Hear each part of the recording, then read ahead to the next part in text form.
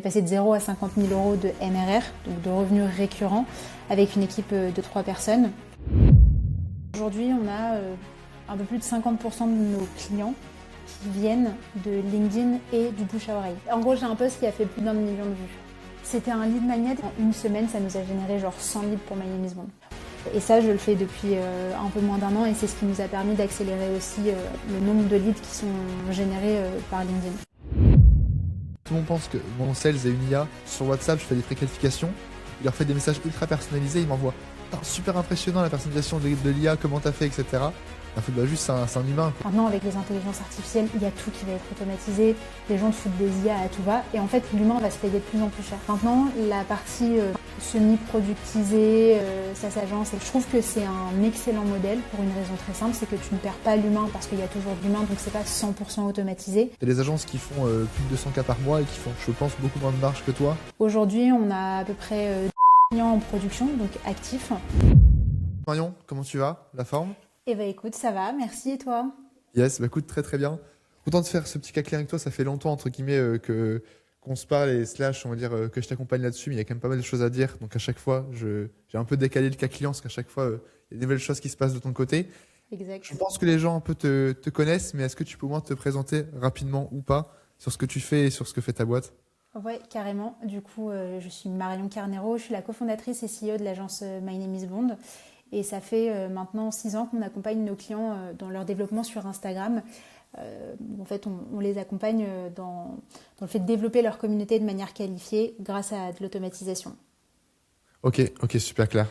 Et est-ce qu'il y a des chiffres que tu partages? Alors, je pense que tu partages pas tes chiffres actuels et je pense que tu as raison, c'est une mauvaise idée de le faire à part si tu vends des formations. Mais est-ce que tu as des chiffres à communiquer au moins pour savoir un peu où tu en es là-dessus? En termes de croissance, par rapport aux clients, Ouais, par rapport à nous, la boîte?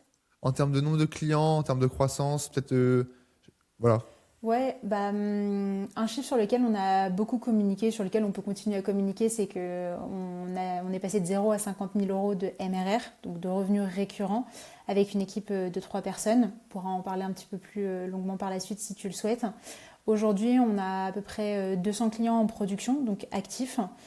Et on est toujours une petite équipe et je tiens à avoir cette petite équipe pour plein de raisons. Ok, c'est beau. Et d'ailleurs, t'avais pas, enfin là, tu te présentes entre guillemets comme agent spécialisé sur Instagram. Fut un temps, surtout au début, où ça n'a pas été le cas, non? Parce que je me rappelle que tu parlais de WhatsApp, tu parlais de LinkedIn à un moment. Ouais, exact. Alors pas WhatsApp, mais en effet, Ok. on était historiquement, si tu veux, My Name is Bond, on proposait de l'automatisation sur les réseaux sociaux. Donc Instagram, Twitter, LinkedIn, TikTok, voilà, globalement. Et en fait, on s'est recentré sur Instagram pour une raison très simple, c'est que on avait 90% de nos clients qui nous sollicitaient par rapport à Instagram, et pour des raisons aussi en vrai, de positionnement et de stratégie, parce qu'en fait, si tu proposes plein de réseaux différents, t'as la tête un peu partout, il y a plein de trucs qui sont possibles et imaginables sur les différents réseaux sociaux, et en fait, on se perdait nous-mêmes, donc j'ai préféré simplifier le message et surtout avoir un positionnement qui soit clair pour tout le monde. Ok. Pour le coup, ça a marché. C'est vrai que quand je parle parfois de toi, certains, tu vois, autres clients que j'accompagne, ils t'associent en mode l'agence productisée slash SaaS, tu vois, ils savent jamais exactement, mais ils parlent tout le temps Instagram, tu vois, donc pour le coup, ouais, c'est joli pivot, ouais. Ouais, en vrai, ça fait sens et je pense que tout le monde nous a toujours vu comme l'agence, tu vois, qui t'aide à te développer sur Instagram. Et je pense qu'on diluait un petit peu le message. Mais bon, c'est bien, on a testé plein de choses, on a accompagné des clients sur LinkedIn. Ça nous a permis aussi d'avoir de la data et de faire pas mal de tests qu'on a pu aussi nous-mêmes utiliser pour notre propre stratégie par la suite. Yes. Et niveau, on va dire, acquisition, c'est quoi un peu tes canaux d'acquisition et comment tu as tes clients? C'est donc je te pose la question parce qu'en général, pas mal d'agences que j'accompagne, surtout ça, c'est les agences de lead gen, donc ils utilisent leurs propres services pour avoir des clients ou leurs propres cibles. Mais étonnamment, toi, en fait, tes clients ne viennent pas forcément d'Instagram, ils viennent d'où? Alors, ils viennent d'Instagram, mais pas que d'Instagram. Ok. En gros, pour te donner un peu l'historique, on a testé plein de choses, on a plein de formats différents. Donc, j'avoue que là-dessus, on a une diversité au niveau de la provenance des clients qui est assez disparate. Maintenant, la vérité, c'est que si je regarde sur les dernières années, c'est vrai qu'il y a des canaux qui ressortent un petit peu plus. Aujourd'hui, on a un peu plus de 50% de nos clients qui viennent de LinkedIn et du bouche à oreille. Donc bouche-oreille, ça prend en compte aussi les anciens clients, etc. Et après, tout le reste, ça va être réparti entre Instagram, entre des campagnes d'email, entre du call call. Voilà. Mais la grosse majorité vient quand même de LinkedIn. Et la raison pour ça, elle est très simple. C'est que, je crois que tu le sais, mais il y a 5 ans, donc 1 an après avoir lancé My Name is Bond, je me suis mise à communiquer sur LinkedIn quotidiennement et j'ai jamais arrêté. Donc en fait, ça fait 5 ans que je suis visible sur LinkedIn. Bien sûr, ce canal a été accéléré de par la mise en place d'une stratégie de setting. Mais si tu veux, ça fait déjà 5 ans que je suis dans le paysage LinkedIn. Donc je pense qu'on arrive un petit peu plus à nous reconnaître via cette plateforme. Et surtout, on va dire, sur ta strat LinkedIn, à quel point tu étais focus en entre guillemets conversion? Parce que moi, j'ai quand même le souvenir de toi qui fait quand même pas mal de posts très entre guillemets top of the funnel, donc entre guillemets juste qui parle de la partie entrepreneuriat, être une femme dans l'entrepreneuriat, etc. Alors que maintenant, j'ai l'impression que tu es quand même beaucoup plus axé, tu parles d'Instagram. Est-ce que c'est le cas ou c'est juste une impression? Non, c'est le cas. Je pense que la grosse différence, c'est plus la partie setting que la partie communication à proprement parler, parce qu'en vrai, j'ai pas eu un changement de direction, tu vois, en termes de création de contenu ou quoi que ce soit. Je parle toujours des mêmes sujets, oui, de la place de la femme, même si c'est vrai, peut-être qu'à l'époque, j'en parlais un tout petit peu plus, mais j'ai toujours parlé en gros, des résultats qu'on avait avec nos clients, de concrètement la stratégie qu'on mettait en place, etc. Mais depuis, je sais pas, ça fait combien de temps du coup maintenant, en vrai, un peu moins d'1 an, je pense. Ouais. En fait, j'active tout simplement ce qu'on met en place pour nos clients sur Instagram, à savoir, ok, t'es visible, t'as ton contenu, donc c'est moi ce que j'avais historiquement sur LinkedIn.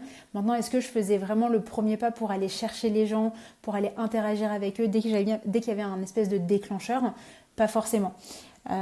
Oui, j'avais bien sûr des campagnes de prospection qui tournaient, etc. Mais j'allais pas démarcher autant que... Et c'est même pas tant démarcher parce que tu démarches, mais parce que tu as un signal, tu vois. Ouais. Et ça, je le fais depuis un peu moins d'1 an et c'est ce qui nous a permis d'accélérer aussi le nombre de leads qui sont générés par LinkedIn. Ouais, 100%. C'est vrai que quand les gens parlent entre guillemets de la prospection LinkedIn et qu'ils associent ça au setting, en vrai, je trouve ça presque différent. C'est quand même très très différent de la prospection, c'est quand même beaucoup plus simple. Mais pour autant, enfin, c'est essentiel. Et moi, je suis le premier. J'ai fait des tests, là, enfin, voulu ou pas, parce que LinkedIn m'avait un petit peu, tu vois, bloqué sur certaines choses. Arrêter le setting pendant 2 semaines. Même si mon contenu était pareil, je faisais toujours autant de vues. En fait, genre mes rendez-vous, j'en ai genre 4 fois moins, juste parce qu'il n'y a pas l'extra mile de je vais parler à la personne. Les gens, ils ont beau te voir tous les Exactement. jours, ils ont beau savoir ce que tu fais. Par défaut, on va dire, enfin, fainéant ou juste ils ont d'autres trucs à faire. Et juste faire la mini extra mile de Hello, j'ai vu ton profil. On pourra reparler après du coup du script de setting que tu utilises. Mais juste faire la mini extra mile de je viens de parler. En vrai, c'est vraiment ça qui change tout. Ouais, ça crée du lien et ça humanise tout simplement la démarche. Et je vois vraiment la différence. Au-delà aussi d'autres stratégies de contenu que tu peux mettre en place, notamment les lead magnets, on pourra en parler, qui te permettent d'accélérer vraiment ton nombre de vues et même le nombre de discussions assez qualifiées que tu puisses avoir. Mais ouais, moi je me rends compte vraiment qu'il y a plein de gens qui en fait passent sur mon profil LinkedIn, qui vont pas m'envoyer de messages, qui vont pas demander à avoir un rendez-vous sur notre site internet ou quoi que ce soit. J'envoie un petit message avec une petite question en mode ok, curiosité, est-ce que tu as un besoin, je peux t'aider? Ah bah oui, ça tombe bien, j'ai un besoin. Et en fait, je sais pas si les gens parfois se disent ah bah c'est peut-être pas le bon moment, donc je vais pas déranger, je vais pas envoyer un message maintenant. Et d'une certaine manière, tu peux passer aux oubliettes ou s'il se passe autre chose dans leur tête, mais une chose est sûre, faire le premier pas, je pense que c'est toujours en vrai apprécié même par les gens. Ouais, 100%. Et en plus, parfois, tu sais, j'ai quelques clients qui partent du principe que si la personne a vraiment un besoin, dans tous les cas, s'il a vu son poste, elle la contactera, alors ce qui n'est pas du tout le cas. Voilà, j'accompagne une personne, actuellement, il a plus de 40 000 abonnés sur LinkedIn. Et en fait, tu vois, il faisait pas beaucoup de settings, il partait du principe que les leads, s'ils sont qualifiés, ils viendront d'eux-mêmes. Et en fait, là, du coup, on met en place ça et il a des très bons résultats là-dessus. Parce qu'effectivement, juste faire la mini extra mile de je te pose au moins une question, forcément les gens répondent. Et une fois qu'ils parlent avec toi, là, c'est beaucoup, beaucoup plus simple, quoi.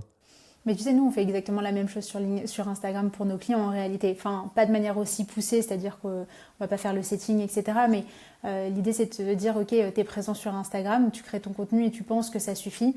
En fait, non, ça ne suffit pas. Quand bien même tu as déjà ta communauté, il faut aussi aller faire ces premières petites actions pour créer du lien, pour que derrière, tu puisses justement enclencher une discussion et que ce soit pas perçu comme de la prospection. Parce que tu es dans de l'échange, parce que tu es dans de l'interaction.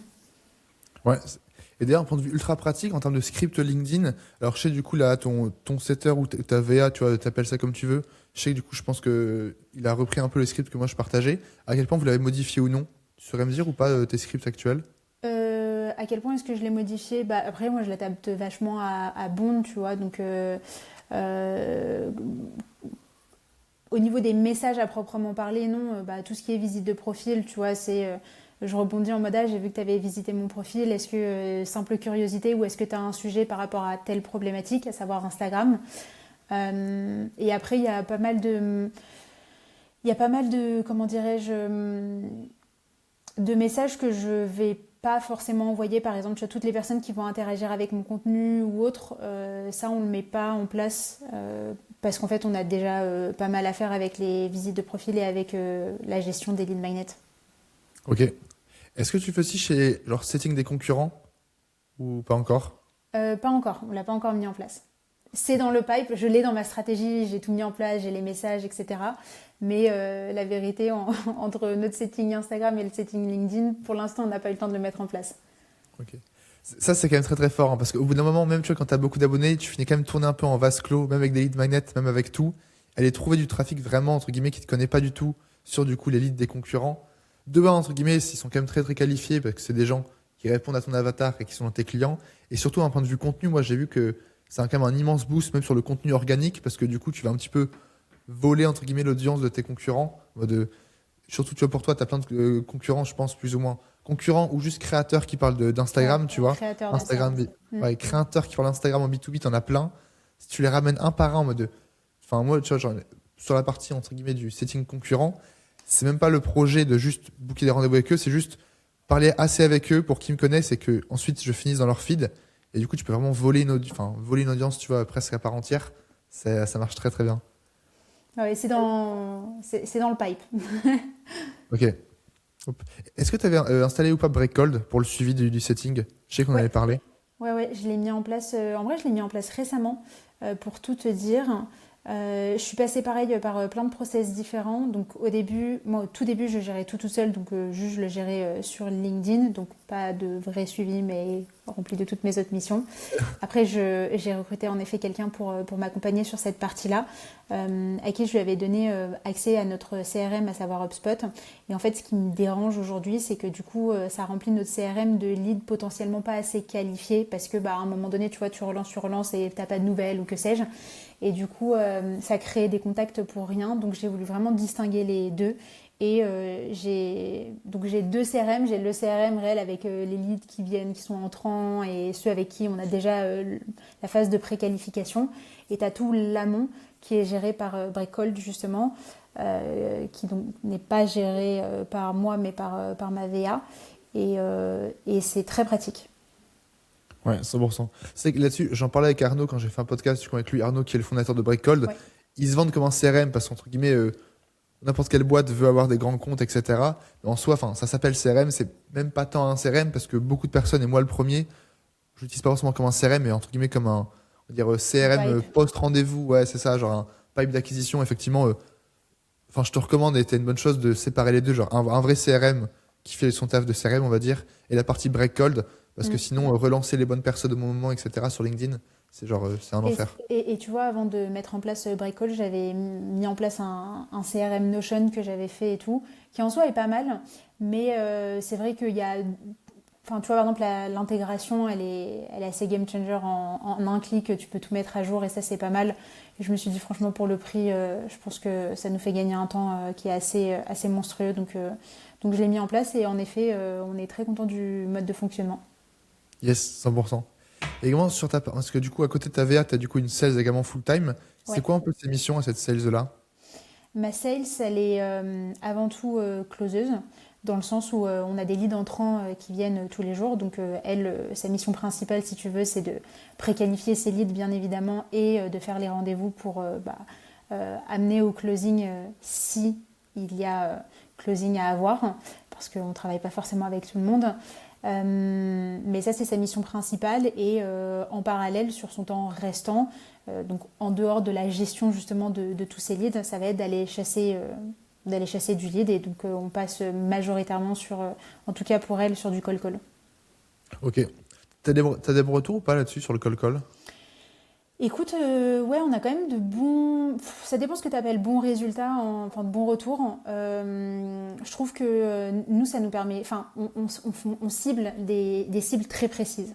Et je trouve que ça reste un canal qui est en vrai vachement mis de côté par la plupart des boîtes, surtout sur des boîtes qui proposent des services assez similaires aux nôtres. Donc on l'a toujours mis en place, ça n'a jamais été une grosse partie de notre canal d'acquisition, mais je trouve que c'est quand même important de l'avoir. Et donc pour toutes ces raisons, on continue de le faire. Donc ouais, on a quand même de bons résultats, on a des touches qui sont intéressantes.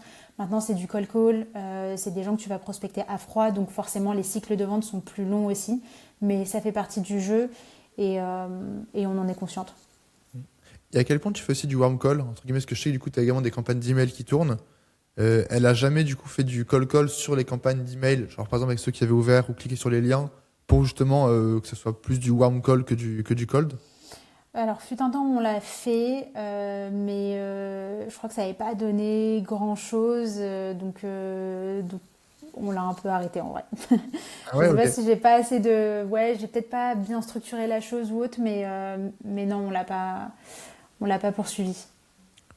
Pour coup, là-dessus, c'est vrai que de ce que je vois, entre guillemets, avec ceux qui font de la pure, entre guillemets, outbound automatisée, on pourra en reparler, effectivement, je pense que le cold email devient quand même de plus en plus compliqué, si ce n'est très très compliqué. En tout début, quand on avait bossé ensemble, tu as eu des bons résultats parce que c'était déjà il y a un peu moins d'un an, mais en fait, même il y a un an, ça marchait encore très bien. Aujourd'hui, là, on se parle, on enregistre, là, on est en janvier 2026. Le cold email pur, ça devient quand même très très compliqué, je pense que tu fais que ça.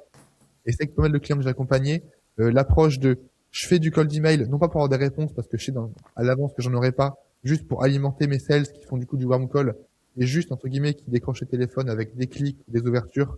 Et Mm. le script reste le même, ça reste du cold call, mais juste la personne, elle a ouvert l'email 2 secondes, mais ça, quand même, ça change tout parce qu'elle a vu genre le visage de la personne, elle l'a vu en email, et du coup, l'approche est beaucoup plus simple. Donc, effectivement, ouais, ça pourrait peut-être valoir le coup de réessayer ça, tu vois. Mm, mm. Ah oui, clairement. Et il y a plein de choses à tester. Quelle chose aussi t'as testé et qui n'ont pas eu du tout de retour? Au moins, du coup, on n'a pas à le faire aussi de ton côté. Parce que je sais que là, ça fait quoi, 5-6 ans du coup que tu as la boîte, tu as quand même testé vraiment tout et n'importe quoi. Mm. Qu'est-ce qu'on a testé qui a pas du tout marché? En vrai, la pub. La publicité méta, on l'a testé fut un temps. Après, bon, la vérité, on n'a pas investi un budget monstrueux parce que moi j'ai toujours été un peu frileuse. Mais bon, ne jamais dire jamais et j'ai conscience que ça reste un canal et que du coup il y a plein de paramètres qui sont à prendre en considération, la cible, le message que tu vas envoyer, la créative que tu vas utiliser, etc. Donc là, je reparie à nouveau, enfin, on va tester en tout cas la publicité sur ce début d'année 2026 parce que l'idée c'est, bah, tu vois, si on peut avoir aussi un canal d'acquisition qui vient appuyer tout ce qu'on a mis en place et tout l'historique qu'on a depuis 6 ans, parce que tu vois, je trouve que c'est pas comme si on sortait de nulle part, les gens commencent à bien nous connaître, on a de la data, on a plein de clients, donc et j'aimerais qu'on ait encore plus de visibilité. Donc ça, la publicité, là, on va retester. Mais en tout cas, ça a été un peu les tests foireux qu'on a eu par le Ok. passé.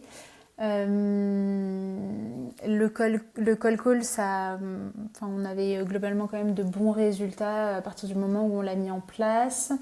Cold email, en fait, j'ai envie de te dire, c'est comme tout. C'est pas tant le canal d'acquisition qui compte, c'est plus toute la stratégie qui va derrière. À qui tu vas t'adresser, comment est-ce que tu vas chercher tes leads, le copywriting que tu mets en place, etc. etc.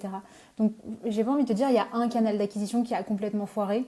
Parce que la preuve en est, tu vois, des campagnes d'email, bah ouais, j'ai des campagnes où j'ai 0 retour et à contrario, j'ai des campagnes où j'ai plein de retours. Ça dépend. Donc, je vais pas mettre de côté un canal d'acquisition voilà, basé sur des tests que moi j'ai fait parce que je sais qu'il y a plein de paramètres qui sont à prendre en considération. Ok. Et juste sur la partie ads, est-ce que tu as déjà défini un peu ta stratégie là-dessus? À quel point, du coup, ce sera toi qui incarne la boîte, et qui fait des reels où tu parles de ça, ou à quel point c'est du coup d'autres formes totalement différentes? Écoute, il y aura plusieurs formes. Il y a des formes statiques avec des créas. Ça, pareil, à voir. C'est pas très poussé, etc. Maintenant, parfois, t'as pas besoin de faire quelque chose qui soit complètement nouveau ou autre. Donc, il y a des créatifs où il n'y a pas ma tête. Tu vois, où on va jouer un peu avec le branding, on va mettre James Bond, on va utiliser, Ok. je sais pas, un fantôme en mode t'en as marre d'être invisible sur Instagram. Enfin bref, des trucs un petit peu marrants qui peuvent susciter de l'attention. Je vais faire des vidéos aussi, donc c'est moi qui vais l'incarner en effet. Et on va pousser aussi des lead magnets, donc lead magnet qui est une stratégie qu'on a mis en place notamment sur LinkedIn, mais là qu'on adapterait sur un format plus publicitaire. Ok, ok, ouais, 100%. C'est vrai que d'ailleurs, je t'ai pas posé la question, mais sur la partie entre guillemets LinkedIn, lead magnet, je sais que du coup, ça te génère quand même pas mal de trafic slash de lead. C'est quoi un peu ta stratégie là-dessus? Alors ma stratégie, elle est très simple. On n'explique pas ce que c'est un lead magnet, j'imagine que les Ouais, je pense gens que ça le devrait savent, aller, mais ouais. ouais, ok, très bien. Ma stratégie, elle est simple. En gros, l'idée, c'est de créer quand même un contenu qui soit intéressant et utile pour les personnes qui vont le lire. Moi, généralement, c'est soit je fais un guide, soit je fais une analyse. Donc, un guide, c'est, je sais pas, ton plan 90 jours pour lancer ton compte Instagram et obtenir tes premiers clients, tes premiers abonnés. Ou ça va être un- une étude de cas, tu vois, d'une marque assez connue. Généralement, c'est mieux de prendre des marques connues parce que ça interpelle les gens. Là, le dernier en date que j'ai fait, c'est par exemple l'analyse de Duolingo et toute leur communication Instagram, qui est un peu, c'est pas qu'elle est à côté de la plaque, mais elle est assez surprenante dans le sens où ils font absolument pas de vente et pour autant c'est une app qui cartonne. Je suis moi-même cliente et je trouve que c'est remarquable ce qu'ils font. Maintenant, c'est une app où voilà, il y a beaucoup de personnes qui veulent par exemple copier leur stratégie de contenu, mais la réalité c'est qu'ils n'ont pas tous les tenants et les aboutissants pour pouvoir vraiment en tirer profit. Donc je fais une analyse et je propose cette analyse gratuitement en communiquant sur LinkedIn. Donc j'explique un peu ce que j'ai trouvé. Donc c'est pas tant le hack, mais tu vois, dire ok, bah là il y a une vraie particularité avec Duolingo par exemple. On connaît tous. Maintenant, la vérité c'est que c'est une app qui fait tout sauf de la vente sur leurs réseaux sociaux et pour autant ça marche, mais genre du feu de Dieu. Donc ils font l'inverse de ce que tout le monde nous dit. Et je vous explique dans un document le détail de cette stratégie. Et donc, ma stratégie à moi par rapport au lead magnet, c'est derrière de venir engager avec toutes ces personnes qui vont vouloir avoir cette ressource. Donc, c'est toujours des ressources qui sont, dans mon cas, liées à Instagram. Et l'idée, c'est que derrière, je discute avec les gens en mode... déjà, j'essaye d'avoir un petit retour. Est-ce que tu as pu lire la ressource? Qu'est-ce que tu en as pensé? Ou alors, je pose une question directement ouverte en mode, ok, tu as un sujet de communication en ce moment sur Instagram. Et en fait, c'est une excellente manière d'ouvrir le débat. Ouais, 100%. Pour le coup, bon, tu prêches un convaincu, c'est vrai que Lead Magnet, moi j'en ai fait vraiment. Je me calme un peu parce que j'en ai fait, je pense, presque un peu beaucoup trop. Tu vois, à la fin, fallait un peu se calmer. Effectivement, ce qui est un peu de magique là-dessus, c'est que tu arrives à faire des choses, on va dire, très très top of the funnel, donc Mm. très très broad, qui parlent à une audience très très large, mais qui vendent quand même exactement ce que tu fais.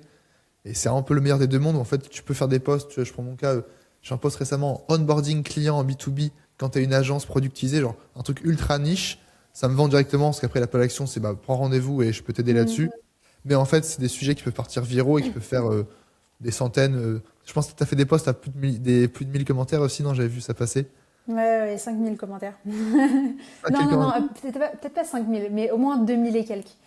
Ouais, en gros, j'ai un post qui a fait plus d'1 million de vues. Ok, et c'était lequel? C'était un lead magnet, du coup, justement? C'était un lead magnet et c'était un lead magnet. Attends, c'était lequel? Oui, je sais, c'est le lead magnet. Mise à jour Instagram, non? Exactement, d'une mise à jour Ouais, je vois. Instagram où les posts Instagram sont maintenant référencés sur Google. Ouais, Et en gros, forcément. j'explique comment optimiser tes posts pour qu'ils soient. Mais oui, en fait, avec les lead magnets, il y a plusieurs éléments qui sont à prendre en considération. Il y a le sujet, il y a bien sûr la manière dont tu l'amènes, donc tout le copywriting, il y a ce que tu pousses réellement, mais il y a aussi une question de temporalité, tu vois, à quel point c'est un sujet qui est d'actualité. Les gens, faut qu'il y ait du FOMO. Et aussi, à quel point, entre guillemets, tu as modifié un peu tes accroches ou alors des systèmes dans le sens. Je me rappelle que parfois, tu me disais, en fait, tu avais un petit peu parfois copié entre guillemets certains lead magnets que j'avais fait. En fait, ça marchait pas tellement et tu avais refait l'accroche ou refait des choses un petit peu différentes. Et là, pour le coup, ça a explosé. Alors, j'ai pas la science exacte, mais est-ce que tu as compris, toi, des frameworks qui marchaient bien, surtout dans l'accroche des lead magnets? Mm. Bien sûr, il y a des frameworks qui marchent mieux que d'autres. Et oui, en effet, quand je m'étais lancée, je t'avais dit, j'avais repris un peu la structure de certains de tes lead magnets qui avaient très bien marché, qui n'avaient absolument pas du tout fonctionné pour moi. Donc, soit dit en passant, copier-coller ne marche pas. Il y a plein d'éléments qui sont à prendre en considération. Et en l'occurrence, c'était pas vraiment un copier-coller parce qu'on parlait pas de la même chose, mais la structure restait la même. Ouais. Maintenant, je te dis, en fait, en tout cas, dans mon cas, moi, tu vois, il y a parfois des lead magnets que j'ai fait que je trouve grave intéressants. Je trouve qu'il y a grave de valeur. Et en fait, ils n'ont pas du tout pris, mais parce que c'est pas un sujet qui est assez sexy, c'est pas un sujet qui est assez d'actualité à l'instant T. Donc en fait, les gens vont pas interagir avec, ça va pas envoyer suffisamment de signaux positifs à l'algorithme, donc ton post va pas prendre. Maintenant, bah voilà, hein, moi, il y a je les laisse, et si ça fait pas beaucoup si ça génère pas beaucoup de leads, c'est pas très grave. Faut regarder aussi la qualité des leads que ça génère derrière. Ouais, c'est 100%, ouais, 100%. Et du coup, là, sur ces typiquement 2000 commentaires, tu as lancé ton setting, du coup, sur ces presque, alors, du coup, peut-être 1000 personnes, si jamais, du coup, tu as fait des réponses aux commentaires. Tu l'avais lancé? Ouais, bien sûr, bien sûr. Ok. Bah, je peux te dire, par rapport à ce post-là, j'avais pas refait le bilan en mode combien de leads ça nous a généré à la fin avec bah, forcément les leads que ça génère en automatique parce que les gens te découvrent et sur toute la partie setting que tu fais après coup parce qu'on n'avait pas mis en place un setting aussi élaboré. Mais juste en automatique, en une semaine, ça nous a généré genre 100 leads pour My Name is Bond. Quand même, Et ok. quand je dis en automatique, c'est du coup uniquement grâce au post, parce que dans le post, je mets toujours ma signature sur la fin de mon post, tu vois, où je dis bah, Marion, CEO et cofondatrice de My Name is Bond, on vous aide on automatise votre croissance sur Instagram.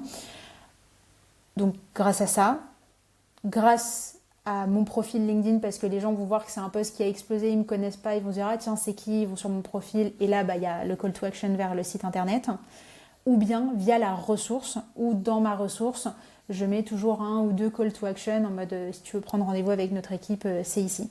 Et en une semaine ça avait généré 100 leads. Donc en vrai c'était belle perf. Carrément.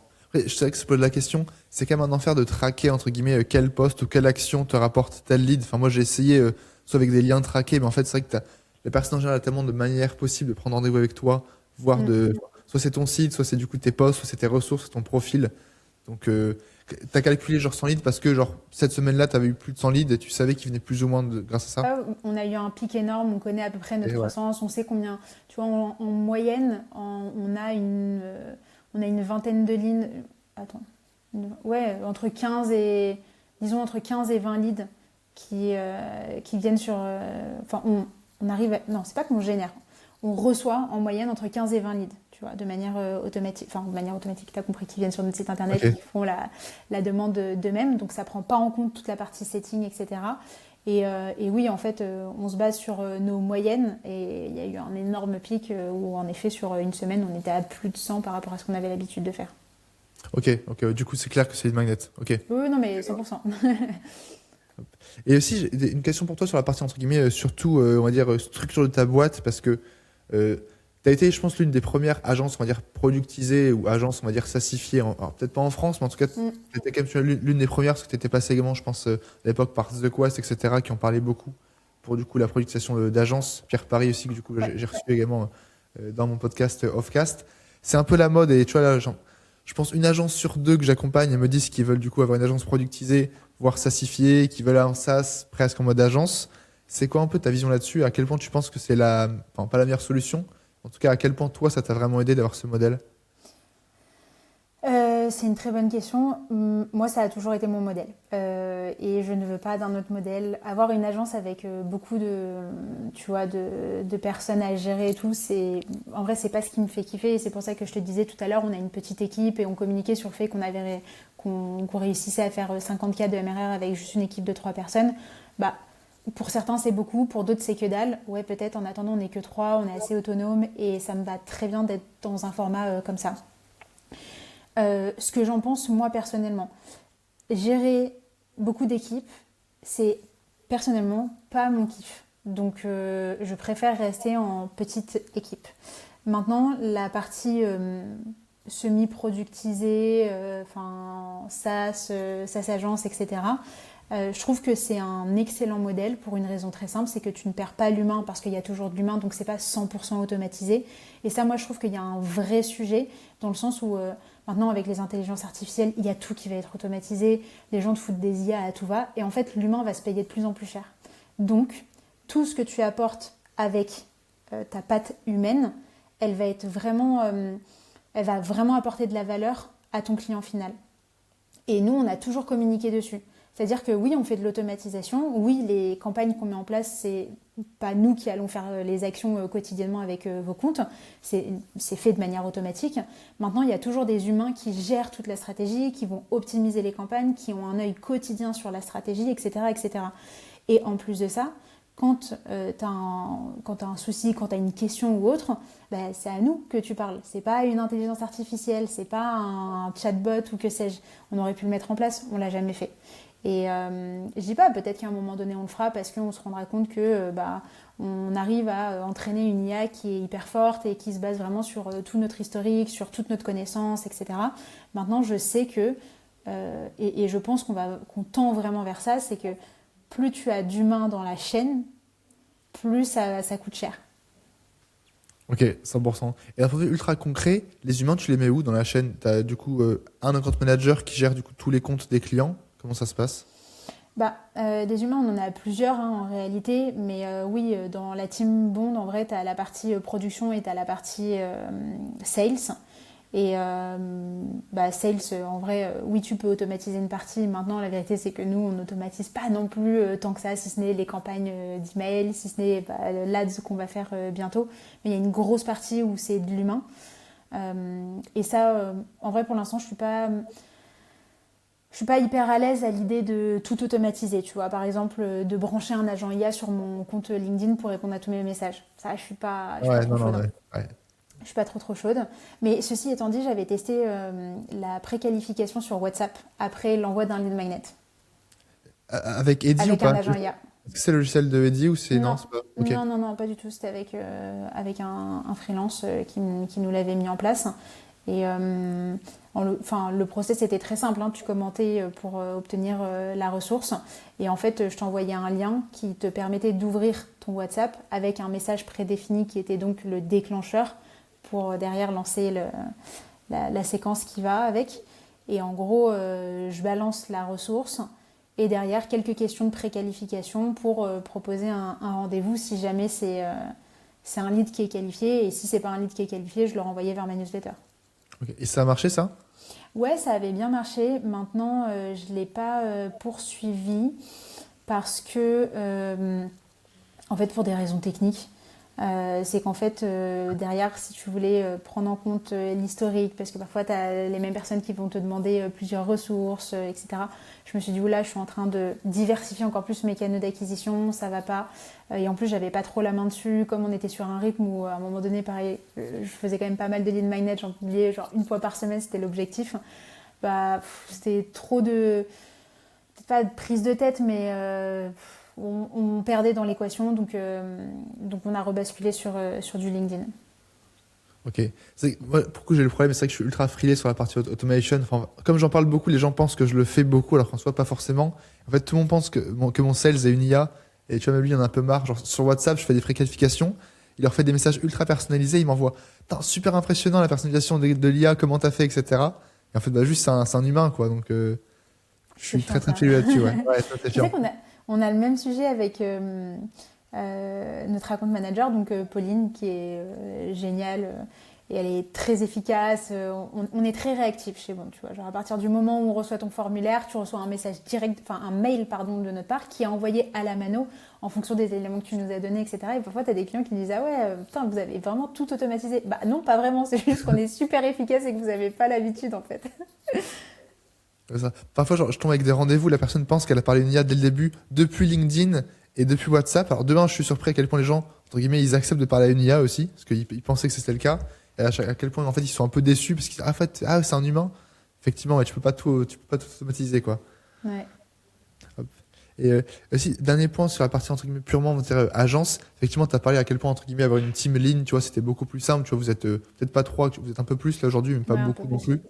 Non. Et effectivement, surtout qu'en plus, et moi c'est un peu le seul conseil que je donne, tu vois, à tous les clients qui veulent faire des agences un peu productisées, c'est aussi un peu laisser tomber la partie un peu égo dans le sens, il y a beaucoup de gens qui veulent faire beaucoup de CA pour dire qu'ils font beaucoup de CA, Mm. mais en soi, parfois, tu vois, genre, je connais un peu les chiffres de certains clients. Tu as des agences qui font plus de 200 cas par mois et qui font, je pense, beaucoup moins de marge que toi, parce qu'au final, en fait, tous les 24 chiffres d'affaires, ils prennent un consultant, au final, ils margent à 10 à 20% quand ils ont vraiment de la chance sur des consultants. Au Mm. final, entre guillemets, ils font pas de cash, et c'est juste une grosse, grosse machine, quoi. Ah ouais, non, mais ça, je suis entièrement d'accord. D'où l'importance de faire des points compta et d'analyser ces chiffres, de voir ce qui rapporte et ce qui rapporte moins. Et aussi, je pense qu'il y a un autre point qui est à prendre en considération. On s'éloigne de la partie très chiffrée, etc. Mais continuez à faire des trucs qui vous font kiffer aussi, hein. Il y a des offres, tu as envie de les lancer et en fait, tu te rends compte que vas-y, ça te prend trop d'énergie, ça te drive pas comme t'aimerais. Bah, en fait, juste, tu kills l'offre et tu te refocalises sur des sujets, sur des actions qui t'excitent au quotidien. Ouais, c'est un bon sens. Parce que surtout, en général, l'ambition, c'est pas forcément que faire plus de chiffre d'affaires.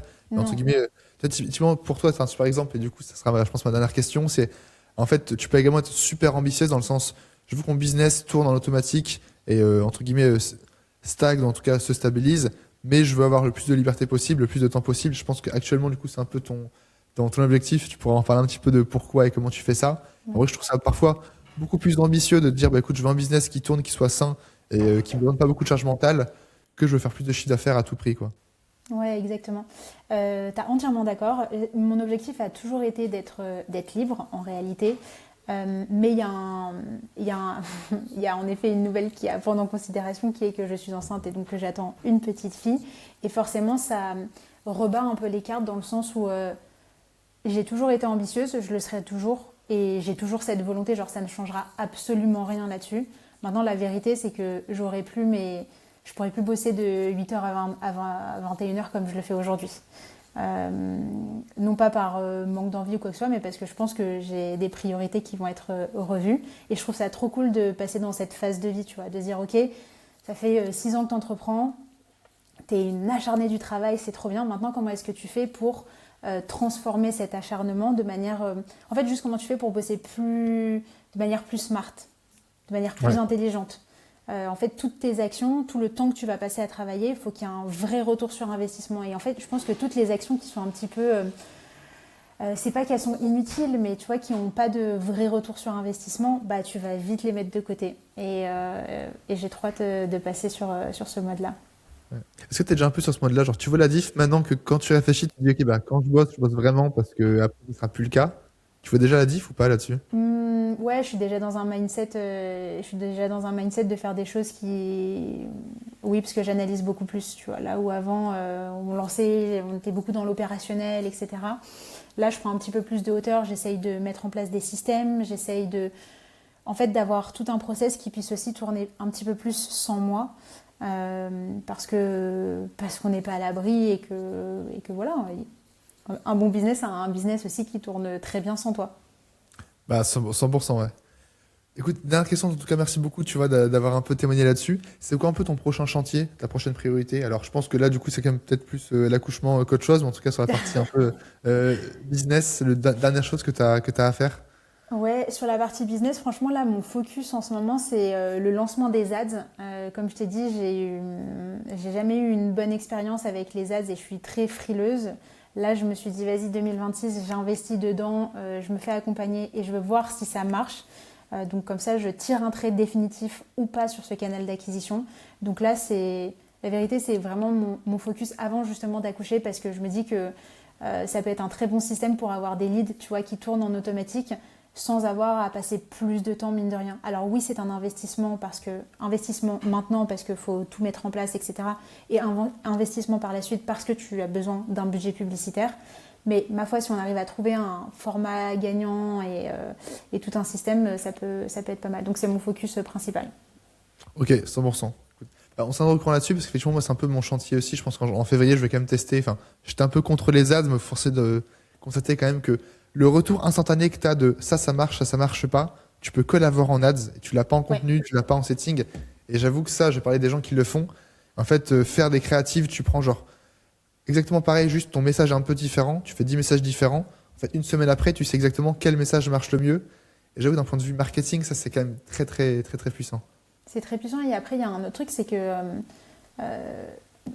encore une fois, on ne s'est pas lancé hier. Donc, on a aussi déjà on a de la matière. Les gens nous connaissent déjà. Donc, tu viens aussi réchauffer potentiellement des leads qui te connaissent d'ailleurs et qui n'avaient jamais pris le temps de prendre rendez-vous avec toi, par exemple. Est-ce que tu veux faire des ads avec tes clients dans le sens, je sais pas si tu as beaucoup Non. d'interviews clients, etc. Si je veux faire des ads avec mes clients, Ouais, dans le sens, est-ce que tu as beaucoup d'interviews clients ou des choses comme ça? en mode faire des ads témoignages clients. Ouais, Non, non, non, non, non, parce que j'en ai pas ou j'en ai très peu. Nos clients, souvent, ils préfèrent garder l'anonymat. ouais, c'est vrai que ouais, Donc, pour toi, c'était. non, je partage plutôt des résultats. Enfin, je partage leur dashboard en masquant bien Ok, sûr leur nom. Mais non, j'ai pas de témoignage client, malheureusement. ok. Ouais, c'est vrai que toi, c'est un peu le seul point noir, c'est que tu Ouais, peux dire que tu as 3000 clients, mais du coup, c'est vrai qu'en général, par défaut, les clients veulent pas trop publiquement dire qu'ils utilisent ça. Donc, ouais, c'est un peu la barrière. ouais, c'est la barrière. Mais écoute, ça fait partie du jeu et je pense que, en vrai, je pense qu'on a suffisamment travaillé notre positionnement, on a suffisamment travaillé notre branding, notre image de marque, etc. On est bien installé dans le paysage, donc voilà, il faut juste qu'on arrive à montrer les résultats clients différemment. Et en vrai, des screenshots de leur dashboard, ça suffit amplement. Carrément. Hop. Bah, écoute, franchement, Marion, merci beaucoup d'avoir partagé un petit peu tout ça. C'est vrai que je voulais faire un calcul avec toi, que tu montres un petit peu, entre guillemets, un peu une autre manière, de un, d'avoir des agences, forcément, parce que du coup, c'est une agence productisée, et de deux, à quel point, tu vois, l'ambition, elle n'est pas forcément que dans le faire plus de chiffre d'affaires. Alors, Mm. forcément, au début, il faut quand même se la donner. Et bon, passer de 0 à 50K avec 3 employés, tu as quand même dû bien te la donner, tu vois, pour le coup. Mais à un moment, genre, faut pas forcément croître à tout prix. Tu peux, enfin, l'ambition également dans le fait de juste stabiliser, avoir un truc clean qui tourne. Franchement, c'est impressionnant. Trop bien. Et bah écoute, merci à toi pour l'invitation, hein. Yes. Hop.